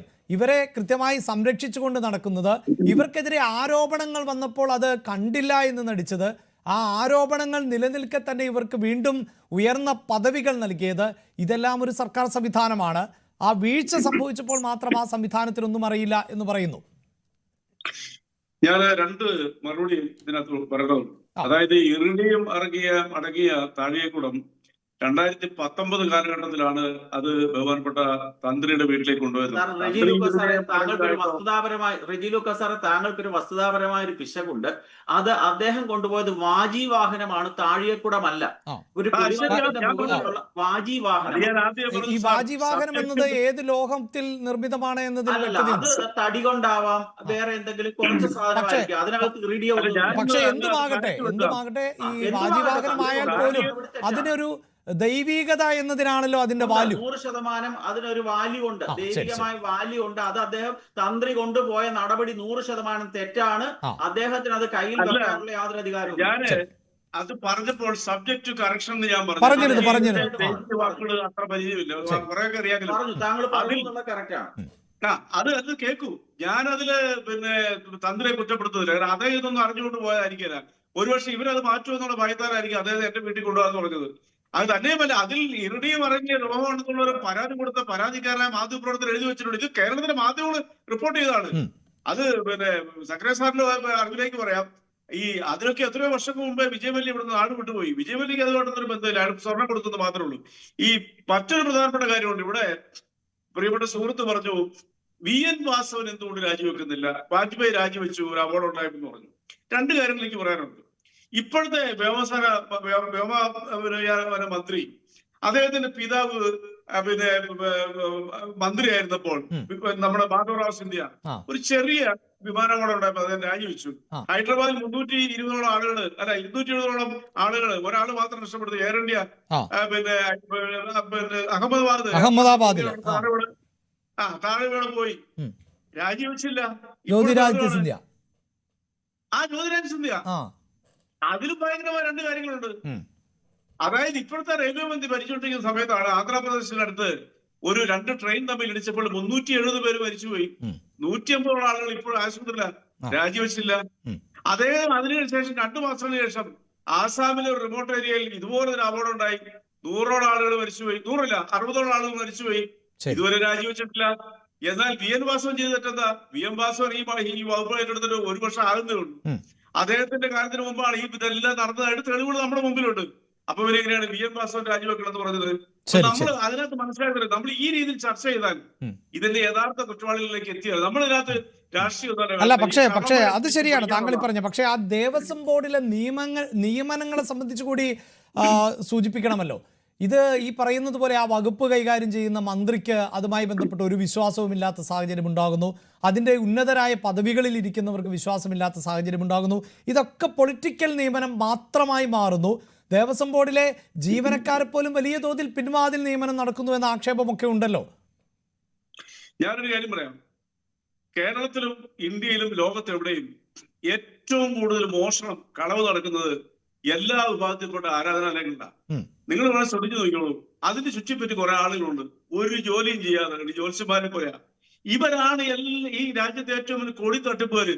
ഞാൻ പറയുന്നത് ശബരിമലയിൽ നിന്ന് അടിച്ചോണ്ട് പോയിരിക്കുന്ന സ്വർണ്ണ നാണയങ്ങൾ തന്നെ. എന്റെ ഒരു സുഹൃത്തുമായിട്ട് സംസാരിച്ച് പറഞ്ഞത്, അദ്ദേഹത്തിന്റെ അച്ഛൻ ശബരിമലയിൽ പണ്ട് ജോലി ചെയ്തിരുന്നത് എന്റെ നാട്ടുകാരനാ. അദ്ദേഹം എന്നോട് പറഞ്ഞത്, നിങ്ങൾ ഈ പറയുന്നൊന്നുമല്ല വസ്തുത. 1000കണക്കിന് കിഴി സ്വർണമായിട്ട് ഓരോ സീസണിലും കൊണ്ടുപോയിടും അവിടെ ഭക്തർ. പ്രത്യേകിച്ച് ആന്ധ്രാപ്രദേശത്തുള്ളവര്, അവർക്ക് ജീവിതത്തിന്റെ ഒരു ഭാഗമാണ് അവിടെ നേർച്ച കൊടുക്കുക എന്നുള്ളത്. അത് ഇപ്പോഴത്തെ കോടതിയുടെ നിരീക്ഷണത്തിൽ ഈ കലവറ നോക്കിയപ്പോൾ എന്റെ അറിവ് ശരിയാണെന്നുണ്ടെങ്കിൽ 440 രൂപ പറ്റി ഉള്ളത്. അത് എത്രയോ ആയിരക്കണക്കിന് കിലോ ഉണ്ടാകാമെന്ന് ആർക്കും അറിയത്തില്ല. ശബരിമല നടന്നിരിക്കുന്നത് ഈ ഭൂമിയിലെ ഏറ്റവും വലിയൊരു കൊള്ളയായിരുന്നു, ഒരു തർക്കമില്ല കാര്യത്തിൽ. കാരണം മോഷണത്തെ നമുക്ക് അംഗീകരിക്കാൻ പറ്റത്തില്ല. ഇപ്പൊ സക്കറിയ സാറിനൊക്കെ ഇതൊക്കെ ഇത്രക്കാരെ എത്ര എണ്ണത്തിനെ പിടിച്ചിട്ടുണ്ട് അദ്ദേഹത്തിന്റെ ജോലി ചെയ്തോണ്ടിരുന്ന സമയത്ത്. ഞാൻ ഈ പറയുന്നത് വസ്തുതാപരമാണെന്ന് അദ്ദേഹത്തിന് അറിയാം. മോഷണം എന്ന് പറയുന്നത് ഒരിക്കലും അംഗീകരിക്കാൻ പറ്റത്തില്ല. പാവപ്പെട്ട ഭക്തൻ അവൻ ജീവിതത്തിൽ ഓരോ വർഷവും, ഞാൻ കണ്ടിട്ടുണ്ട് മംഗലാപുരത്ത് നെല്ലിയാണി എന്ന് പറഞ്ഞ സ്ഥലത്തൊക്കെ ചെല്ലുമ്പം ഇത് ജനങ്ങൾ കേൾക്കണ്ട, 1 മാസക്കാലം വാടക വീടെടുത്ത് ഈ അയ്യപ്പന്മാര് ഭജനയായിട്ടിരിക്കും. എന്നിട്ടാണ് അവർ നടന്നും വാഹനത്തിലും ഒക്കെ നടന്നൊക്കെ വരുന്നവരുണ്ട്. അവര് കൊടുക്കുന്ന അവരുടെ വിഹിതം അടിച്ചോണ്ട് പോകുന്നവരെ വധശിക്ഷയ്ക്ക് വിധിച്ചാൽ പോലും. അല്ല, അതെന്തുമാട്ടെ ശ്രീ റെജി ലൂക്കോസ്, ഇപ്പോൾ നിലവിലുള്ള സ്വത്തിനെ സംബന്ധിച്ച് കൃത്യമായ ഒരു ഡേറ്റ പോലും സൂക്ഷിക്കപ്പെടുന്നില്ല എന്നുള്ളതാണല്ലോ പ്രശ്നം. ബാക്കി ഭക്തന്റെ വഴിപാട് പോകട്ടെ. അല്ല, അതിനൊരു മറുപടി ഉണ്ട്. ഈ നമുക്കിപ്പോ ഈ അന്വേഷണ ഏത് ഘട്ടത്തിൽ എവിടേക്കാ പോകണം നമുക്ക് പറയാൻ പറ്റത്തില്ല. നമ്മുടെയൊക്കെ ഊഹാപോഹങ്ങളാണ്. അവര് കൃത്യമായിട്ടാ പോകുന്നത്. എത്ര ഒരു മോഷണം എത്ര മറച്ചു വെച്ചാലും കള്ളൻ പിടിക്കപ്പെടും. നിങ്ങൾ ഒരു സംശയമില്ല ആ കാര്യത്തിൽ. നമുക്ക് ജീവിതത്തില് എവിടെ നിന്നല്ല എന്തെല്ലാം സാധനങ്ങൾ വീണ് കെട്ടിയിട്ടുണ്ട്. എനിക്ക് മാല വീണ് കെട്ടിയിട്ടുണ്ട് ഹോസ്പിറ്റൽ ഫ്രണ്ടിൽ നിന്ന്. ഞാൻ അന്നേരം കൊണ്ട് അസിസ്റ്റന്റ് അടുത്തോടെ കൊടുത്തു. എനിക്ക് ബസ്സേ വെച്ച് പണം കെട്ടിയിട്ടുണ്ട്. ഞാൻ ആ കണ്ടക്ടറുടെ കൊടുത്തപ്പോഴത്തേക്ക് ആ സ്ത്രീ ഓടി വന്ന് അവർക്ക് കൊടുത്തിട്ടുണ്ട്. നമുക്കെല്ലാം ഇത്ര അനുഭവമുണ്ട്. നമ്മളാരും കൊടുത്തിട്ടുണ്ട്. ശരി. പക്ഷേ ശ്രീ സക്കറിയ ജോർജ് സാർ, എന്തായാലും ഈ കള്ളന്മാർ പൊളിറ്റിക്കൽ നിയമനം ലഭിച്ചവരാണ് എങ്കിൽ പിടിക്കപ്പെടാൻ സാധ്യതയുണ്ടോ? ശബരിമലയും അതിലെ ഇതുപോലുള്ള സ്ഥാനങ്ങൾ വരുമ്പോ വിശ്വാസം ആണോ, അവിടുന്ന് പണം തട്ടിയെടുക്കുകയാണോ ഇവരുടെ ലക്ഷ്യമെന്ന് നമുക്ക് അല്പം കഴിഞ്ഞിട്ടേ മനസ്സിലാവുള്ളൂ. ആദ്യമൊക്കെ അവർ വളരെ ഗോഡ് ഫിയറിംഗ് ആയിട്ടും ഇതുമൊക്കെ ചേർന്ന് സിസ്റ്റം നന്നാക്കാന്നൊക്കെ പറഞ്ഞായിരിക്കും വരുന്നത്. കുറച്ച് കഴിയുമ്പോൾ ഇവർ ഇത് കാണുമ്പം അന്താളിച്ചു പോകും, മോഷ്ടിക്കാനും സുഖലോലുവായിട്ട്. കാര്യം ഗാന്ധിജി പറഞ്ഞു പ്ലെയിൻ ലിവിങ് ഹൈ തിങ്കിങ്. അപ്പൊ ഇങ്ങനെ പ്ലെയിൻ ലിവിങ് ഹൈ തിങ്കിങ് ജീവിക്കാനായിട്ട് പലർക്കും തയ്യാറല്ല. കാര്യം ഇൻസ്റ്റന്റേനിയസ് ആയിട്ട് കൈക്കൂലി അതാണല്ലോ. ഇൻസ്റ്റന്റേനിയസ് ആയിട്ട് പണം ഉണ്ടാക്കുക, മോഷ്ടിക്കുക, ധനം സംഭവിക്കുക. നമുക്കറിയാം ഈ ഒത്തിരി ഉണ്ടാക്കിയ എത്രയോ പേര് കോവിഡ് ടൈമില് മരിച്ചുപോയിട്ട് സാധാരണ 6 അടി മണ്ണിലാണ് താഴ്ചയിലാണ് കുഴിച്ചിടുന്നത്. ഇപ്പം പ്രോട്ടോകോൾ അനുസരിച്ച് 12 അടിയായി. എന്നിട്ടും മനുഷ്യൻ പഠിക്കാതെ അടുത്ത സെക്കൻഡിൽ മോഷ്ടിക്കാൻ അവസരം കിട്ടിയാൽ തീർച്ചയായിട്ടും പോയി മോഷ്ടിക്കും. എനിക്ക് പറയാനുള്ള ഒരു പ്രധാനപ്പെട്ട കാര്യം, അവിടെ ഒരു വ്യാജച്ചം പോലെ കൊണ്ടുവന്നായിരുന്നു ശബരിമലയ്ക്ക്. ഹൈക്കോടതിയില് നമ്മുടെ അഡ്വക്കേറ്റ് അവിടെ ഒരു കേസ് കൊടുത്തായിട്ട് ശങ്കുജി ദാസ് പറഞ്ഞിരുന്നു. ഒരു ചർച്ച ഞാനുണ്ടായിരുന്നു. അത് കഴിഞ്ഞതിന് ശേഷം രാഹുൽ ഈശ്വറും ഉണ്ട്. ഞാൻ ഇവർ രണ്ടുപേരോടും പറഞ്ഞു അതിന്റെ പുറയിലൊന്ന് പോണം. കാര്യം എന്തിനാണ് ഈ വ്യാജച്ചം പോലെ ഉണ്ടാക്കിയത്? അത് മോൻസൺ അവിടുന്ന് പിടിക്കുന്നു. അത് ആർക്കിയോളജിക്കൽ സർവേ ഓഫ് ഇന്ത്യയെ കൊടുത്ത് അത് വ്യാജമാണെന്ന് പറഞ്ഞു. അത് ട്രൂ ആണെന്ന് രാഘവാര്യർ അദ്ദേഹം പറഞ്ഞു, അദ്ദേഹം പണ്ഡിതനാണ്, അദ്ദേഹം പറഞ്ഞു. പക്ഷേ ആർക്കിയോളജിക്കൽ സർവേ പ്രോപ്പർ സയന്റിഫിക് അനാലിസിസിന് ശേഷം പറഞ്ഞു അത് കള്ളമാണെന്ന് പറഞ്ഞു. ഇതിന് കേസുണ്ട്. എന്തുകൊണ്ടാണ് ഈ കേസ് എടുക്കാത്തത്? അതിന്റെ പുറകിൽ എനിക്ക് ഭയങ്കര നിഗൂഢത തോന്നുന്നുണ്ട്. കാരണം ഒരു വ്യാജ ഡോക്യുമെന്റ് ഉണ്ടാക്കിയാൽ അത് പിടിക്കാൻ എന്താ മടി? പണ്ട് വ്യാജരേഖ ഉണ്ടായിരുന്നു കെ വി തോമസ് മാഷിനെ അട്ടിമറിക്കാനായിട്ട്. ആ കേസ് ഒരിടത്തും എത്തിയിട്ടില്ല. അപ്പൊ എല്ലായിടത്തും ഈ പറയുന്ന ഹൈ ഹാൻഡഡ് കോൺസ്പിറസി ഉള്ളിടത്തെ കാര്യങ്ങൾ അൺഎർത്ത് ചെയ്യുന്നില്ല. അത് സമൂഹത്തിന്റെ വിശ്വാസം ഇൻവെസ്റ്റിഗേഷൻ ഏജൻസിയിലും നമ്മുടെ സിസ്റ്റത്തിനകത്ത് റൂൾ ഓഫ് ലോയിൽ ജനത്തിന്റെ വിശ്വാസം നഷ്ടപ്പെടുവാണ്. ഈ വിശ്വാസം കീപ്പ് ചെയ്യാൻ സർക്കാരിന് പറ്റിയില്ലെങ്കിൽ ഈ വരുന്ന ലോക്കൽ സെൽഫ് ഗവൺമെന്റ് തദ്ദേശ സ്വയംഭരണ നിയമസഭ ഇലക്ഷനിലും ഒക്കെ ഇത് റിഫ്ലക്ട് ചെയ്യും. ജനങ്ങൾക്ക് വേണ്ടുന്നത് ഇവിടെ നിയമവാഴ്ചയും ഈ സമൂഹത്ത് സത്യസന്ധതയുമാണ്. അത് എന്തുമാത്രം എൻഫോഴ്സ് ചെയ്യാൻ ഇവിടെ ഭരണകാരികൾക്ക് പറ്റുന്നില്ലെങ്കിൽ ജനം എന്ത് ചെയ്യും? അവർക്ക് ഈ മാൻഡേറ്റ് കിട്ടുമ്പോൾ, കൊടുക്കേണ്ട അവസരം കിട്ടുമ്പോൾ അവരത് ബുദ്ധിപൂർവ്വം ശരി. അതാണ് ശ്രീ റെജി ലൂക്കോസ്, ഇതിനു മുമ്പുണ്ടായ സംഭവങ്ങളുമായി ബന്ധപ്പെടുത്തിയും ഒന്നും ഇത്തരം വിഷയങ്ങളിൽ അന്വേഷണം എവിടെയും എത്താറില്ല. മാത്രമല്ല നേരത്തെ ഇദ്ദേഹം ചർച്ചയുടെ ഭാഗമായിട്ടുള്ള രാജേഷ് സാർ സൂചിപ്പിച്ചതുപോലെ ഈ ഹിന്ദു വിഭാഗത്തെ സംബന്ധിച്ചിടത്തോളം അവരുടെ നിയന്ത്രണത്തിലും അല്ലാത്തതുമായ കുറേ കാര്യങ്ങളുണ്ട്. അതുകൊണ്ട് അതാരും ഫോളോ ചെയ്യുകയോ പിന്തുടരുകയോ ഒന്നും ചെയ്യാനും പറ്റാതെ പോകുന്നുമുണ്ട്. അല്ല, ഇവിടെ നമ്മൾ മനസ്സിലാക്കേണ്ടത് ഒരു ഗവൺമെന്റിന്റെ ഇച്ഛാശക്തി എന്ന് പറയുന്നത് ഒരു അന്വേഷണം നടത്തി കുറ്റവാളികളെ കണ്ടുപിടിക്കുക എന്നുള്ളതാണ്. പലപ്പോഴും കുറ്റവാളികൾ വഴുതി പോകുന്നുണ്ട്. ഈ കേരളം ഭരിച്ചിരിക്കുന്ന മുഴുവൻ LDF സർക്കാരില്ല. ഈ ഇപ്പോഴത്തെ ശിവകുമാറിന്റെ അനിയൻ അദ്ദേഹം മന്ത്രിയായിരുന്നപ്പോൾ 1,82,00,000 രൂപ ഇല്ലാത്ത പാത്രങ്ങൾ എന്നും പറഞ്ഞുകൊണ്ട് എഴുതിയെടുത്തോണ്ട് പോയി. അയാളിപ്പോഴും അയാളിപ്പോഴും പ്രതിയായിട്ട് അന്വേഷണം നടന്നുകൊണ്ടിരിക്കുക. ഈ ശിവകുമാറിനെ ഇപ്പൊ കോൺഗ്രസ്സുകാർ പ്രഖ്യാപിച്ചിരിക്കുന്ന ഈ പറയുന്ന തിരുവനന്തപുരം കോർപ്പറേഷൻ മത്സരിക്കാനായിട്ടുള്ള തീരുമാനം എടുത്തിട്ട് അറിയുന്നത്. ഇങ്ങനെയുള്ള രാഷ്ട്രീയ കക്ഷികളൊക്കെ ഉള്ളപ്പോ എങ്ങനെയാണ് കുറ്റങ്ങളെ കണ്ടുപിടിക്കുന്നത്? നിങ്ങൾ ആലോചിച്ച് നോക്കിയേ. അയാൾ ഉളുപ്പുണ്ടെങ്കിൽ അയാളെ അവര് സ്ഥാനാർത്ഥിയാവും. അല്ല, അതിൽ നിന്ന് വ്യത്യസ്തമായ ഒരു സാഹചര്യം ഈ അന്വേഷണ സംഘത്തിനുണ്ടാകും അല്ലേ? ഒരു സംശയമില്ല. ഈ അന്വേഷണ സംഘം കൈവച്ചിരിക്കുന്നവരെല്ലാം ഉന്നതവരാണ്, നമ്മുടെ മുമ്പിൽ വന്നിരിക്കുന്നവരെ ഉന്നതരാണ്. അതുകൊണ്ട് ഈ ഗവൺമെന്റ് ഒരു കാരണവശാലും ഇവരോട് വിട്ടുവീഴ്ച ചെയ്യുന്നുള്ള എനിക്ക് ഉറപ്പുണ്ട്. കാരണം ഞാനത് ഇടതുപക്ഷത്തിന്റെ ആളായിട്ട് പറഞ്ഞതല്ല. കാരണം ഈ ഗവൺമെന്റ് കാലത്ത് ഇങ്ങനെയൊക്കെ അന്വേഷണം നടക്കുള്ളൂ. അത് ജനങ്ങൾക്ക് തിരിച്ചറിയാം. ശ്രീ രാജേഷ്, എന്തായാലും മുന്നിൽ നിൽക്കുന്നത് ഉന്നതരാണ് എന്ന് പറയുമ്പോൾ അത് റെജി ലൂക്കോസ് തന്നെ പറയുന്നുണ്ട്. അതാണ് ഇതിലെ ഏറ്റവും പ്രധാനപ്പെട്ട കാര്യം. ആ മുന്നിൽ നിൽക്കുന്നവരിലേക്ക് എത്തുമോ? ഞാൻ നേരത്തെ സൂചിപ്പിച്ച ധാർമ്മിക ഉത്തരവാദിത്വം എന്താണെന്ന് അദ്ദേഹത്തിന് കൃത്യമായിട്ട് മനസ്സിലാക്കാൻ വേണ്ടി ഞാൻ പറയുകയാണ്. ഒന്ന്, മധ്യപ്രദേശിലെ റെയിൽവേ ദുരന്തം 2 ട്രെയിനുകൾ പരസ്പരം കൂട്ടിമുട്ടിയതായിരുന്നു. ഒറീസയിലെ റെയിൽവേ ദുരന്തം സ്റ്റേഷൻ മാസ്റ്ററുടെ അശ്രദ്ധയായിരുന്നു. ദേവസ്വം ബോർഡ് ഇന്ന് കാണിക്കുന്നത് 2 തീവണ്ടികൾ കൂട്ടിമുട്ടിയത് പോലെയുള്ള റെയിൽവേയുടെ അശ്രദ്ധ ടോട്ടലി ഉള്ളത് പോലെയാണ്. അതായത് എന്റെ വീട്ടിന്റെ ഉള്ളിലേക്ക് കള്ളൻ കയറിയിട്ട് 25 പവന്റെ ആഭരണവും പണവുമെല്ലാം കവർന്നു കൊണ്ടുപോയി. എന്തായിരുന്നു കാരണം എന്ന് ചോദിച്ചാൽ വാതിലുകളും ജനലുകളും ഒന്നും അടക്കാതെയായിരുന്നു ഞാൻ പുറത്തേക്ക് പോയത്. അങ്ങനെയെങ്കിൽ ആ കള്ളന് ഞാനാണ് കഞ്ഞി വെച്ചു കൊടുത്തത്. കള്ളന് മോഷ്ടിക്കുവാനുള്ള എല്ലാ സൗകര്യങ്ങളും ചെയ്തു കൊടുത്തത് ഗൃഹനാഥനായിരുന്നു. ഇതാണ് ദേവസ്വം ബോർഡ് ചെയ്യുന്നത്. അതായത് ഒരു മുരാരി ബാബുവിനെയും ഒരു ഉണ്ണികൃഷ്ണൻ പോറ്റിയെയും മുന്നിൽ വെച്ചുകൊണ്ട് അവർ പറയാണ് ഇവരാണ് അഴിമതിക്കാർ. അങ്ങനെ ഏതൊരാൾക്കും മോഷ്ടാവിന് കയറി ചെല്ലുവാനും ഹിന്ദുവിന്റെ സ്വത്തുകൾ കവർന്നെടുക്കുവാനും കഴിയുന്ന ഒരു സംവിധാനത്തിന്റെ പേരാണ് ദേവസ്വം ബോർഡ്. നമ്മൾ ആത്യന്തികമായിട്ട് പറയുന്നത് രക്തത്തിന് ട്രീറ്റ്മെന്റ് വേണം. ദേവസ്വം ബോർഡ് പരിപൂർണമായിട്ട് പിരിച്ചുവിടണം. ഹിന്ദുവിന്റെ ക്ഷേത്രങ്ങൾ ഹിന്ദുക്കൾ ആയിരക്കണക്കിന് കൊല്ലം മുമ്പ് ഉണ്ടാക്കിയതാണ്. അത് ഈ കഴിഞ്ഞ 100 വർഷത്തിനിടയിലെ ചരിത്രം മാത്രമേ ദേവസ്വം ബോർഡിനുള്ളൂ. ഗുരുവായൂർ അമ്പലം ഉണ്ടാക്കിയ ചരിത്രം ആയിരക്കണക്കിന് വർഷങ്ങളുടേതാണ്. അതിനിടയിൽ വന്ന 100 വർഷത്തെ ചരിത്രത്തിനിടയിൽ വന്ന ദേവസ്വം ബോർഡിനെ കുറിച്ചാണ് ആരോപണമുള്ളത്. ശബരിമലയിൽ ആരോപണമുള്ള ദേവസ്വം ബോർഡിനെ കുറിച്ചാണ്. അതായത് നിരീശ്വരവാദികൾ അമ്പല കമ്മിറ്റിയുടെ പ്രസിഡന്റ് ആകുമ്പോൾ, നിരീശ്വരവാദികൾ ദേവസ്വം വകുപ്പ് മന്ത്രിയാകുമ്പോൾ എല്ലായിടത്തും അഴിമതിയുടെ കൂത്തരങ്ങാവും. ഇന്ന് അന്വേഷണം എന്ന് പറയുന്നത് സബ്ജക്ട് കേന്ദ്രീകരിച്ചിട്ടാണ്. ഇന്ന് ശബരിമലയിൽ നടന്ന കേവല വിഷയത്തെ അധികരിച്ച് മാത്രമാണ് ചർച്ച.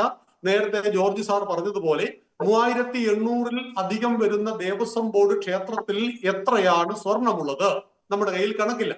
തിരുവാഭരണം എത്രയുണ്ട്? ഭഗവാന്മാരുടെ ദേവിമാരുടെ കഴുത്തിൽ കിടക്കുന്ന ആഭരണത്തിന്റെ പേരാണ് തിരുവാഭരണം. ഇത് എത്ര പൊന്നുണ്ട്? അതിപ്പോൾ പൊന്ന് തന്നെയാണ്. സംശയിക്കുന്നു മിക്കവാറും അത് തിരൂർ പൊന്നായി മാറിയിട്ടുണ്ടാകും. മിക്കവാറും അങ്ങനെയുള്ള സാധ്യതകളൊന്നും നമുക്ക് തള്ളിക്കളയാനാവില്ല. തീർച്ചയായും അന്വേഷണം പുരോഗമിക്കുകയാണ്. ഈ ചർച്ച അവസാനിപ്പിക്കുമ്പോൾ ഓൺലൈൻ വഴി ഞങ്ങൾ ചോദിച്ചത് അന്വേഷണം ഉദ്യോഗസ്ഥരിൽ ഒതുങ്ങുമോ എന്നായിരുന്നു. 88% പ്രേക്ഷകരും അതിനാണ് സാധ്യത എന്നാണ് വിലയിരുത്തുന്നത്. 10% പ്രേക്ഷകർക്ക് മാത്രമാണ് അതിനപ്പുറത്ത് പ്രതീക്ഷയുള്ളത്. 2% നിഷ്പക്ഷ നിലപാടും സ്വീകരിക്കുന്നു. പ്രൈം ഡിബേറ്റിൽ പങ്കെടുത്ത എല്ലാ അതിഥികൾക്കും നന്ദി. പ്രൈം ഡിബേറ്റ് പൂർണ്ണമാകുന്നു. നമസ്കാരം.